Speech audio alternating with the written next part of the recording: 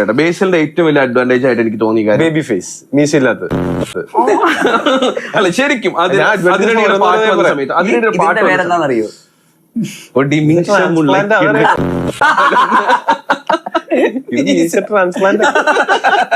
Transplant മുടിയുന്നുണ്ട്. Transplant മീശ ഞാൻ ആദ്യമായിട്ട്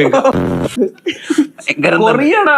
പണ്ടത്തെ പോലെ അല്ല. പണ്ടെന്ന് വെച്ച് കഴിഞ്ഞപ്പോ പ്രേം ഇറങ്ങിയ സമയത്ത് പിന്നെ വേണ്ട, നമ്മളൊരു ഇന്റർവ്യൂവിൽ ഇരുന്നിട്ട് ഇവൻ എന്തോ ഷേവ് ചെയ്യണ കാര്യം, ഷേവ് ചെയ്യണോ, ചൂടുള്ള മുക്കി തുറച്ചാൽ ഇത് അവിടെ നിന്ന് ഇവിടെ വരെ എത്തി, വളർന്നു.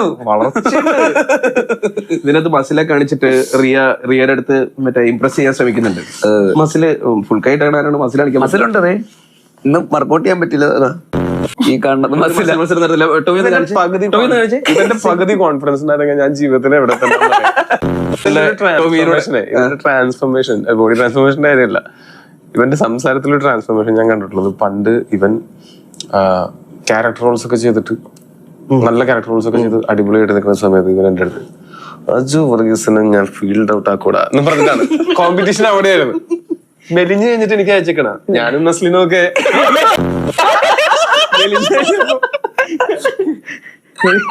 എന്താണെന്തോ അടുത്ത് വരാൻ ഇനി ഡങ്കലിനെ മാതിരിയുള്ള ഒരു ഉണ്ടാവും.